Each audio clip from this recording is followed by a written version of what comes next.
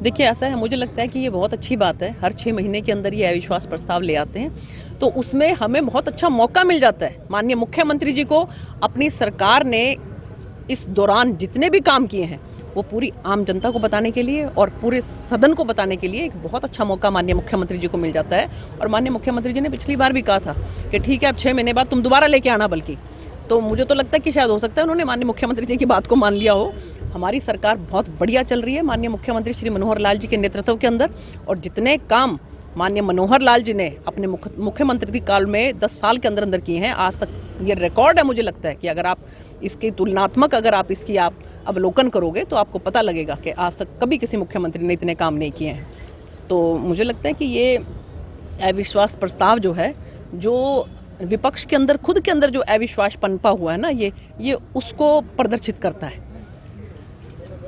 विधानसभा का हरियाणा का अलग बजट पेश होने वाला है, क्या उम्मीदें हैं पूरे हरियाणा के लिए? देखिए, माननीय मुख्यमंत्री जी की मैं इस बात के लिए बहुत सराहना करूंगी कि वो हर किसी से, चाहे हमारे विधायक हैं, चाहे हमारे सांसद हैं, चाहे हमारे नीचे के लेवल के जो पदाधिकारी हैं, उन सब से इसके बारे में विस्तृत चर्चा करते हैं कि आप बताइए कि आपके इलाके में जो है हम क्या कर सकते हैं। मुझे याद है कि पिछली बार जब माननीय मुख्यमंत्री जी ने पूछा था तो मैंने उनसे 2 ही आग्रह किए थे कि जी, एक तो मेरे इलाके में जो खालें हैं, क्योंकि एग्रीकल्चर बेस्ड एरिया है मेरा सिरसा लोकसभा, तो यहाँ पर खालों के लिए आप कुछ खास ध्यान रखें। और इसके साथ साथ मैंने उनसे आग्रह किया था कि हमारी जितनी भी पूरे हरियाणा के अंदर गौशालाएँ हैं, सबसे ज़्यादा गौशालाएँ मेरी सिरसा लोकसभा के अंदर हैं।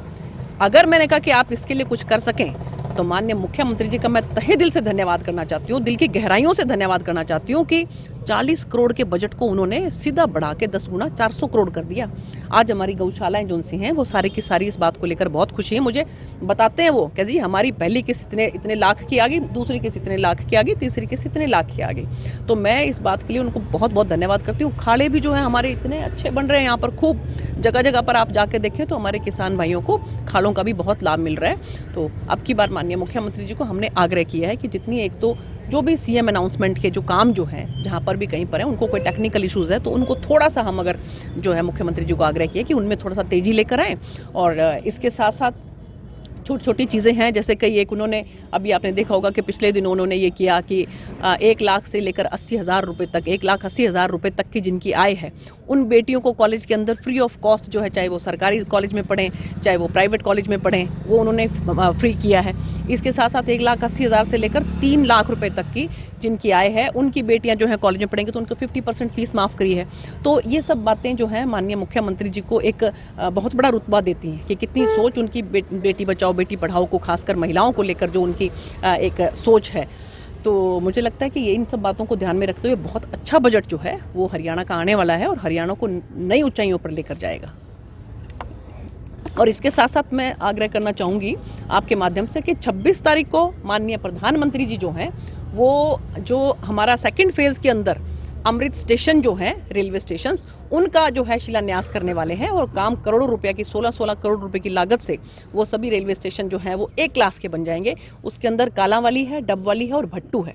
पहले हमारी सिरसा और नरवाना ऑलरेडी आ चुके हैं, वहाँ पर काम जो है वो कम से कम भी 70-75% जो है वो पूरा हो चुका है। अब ये जो बाकी के जो हमारे 3 जगह हैं, तो कालांवाली के अंदर जो है मैंने माननीय हमारे जो पूर्व में गवर्नर साहब हैं गणेशी लाल जी, उनको आग्रह किया है। PM साहब जो है वो वीडियो कॉन्फ्रेंस के माध्यम से उसका उद्घाटन करेंगे और माननीय गणेशी लाल जी वहाँ पर मुख्य अतिथि के तौर पर होंगे। हमारे पूर्व में विधायक बलकौर जी, उनको भी मैंने आग्रह किया है।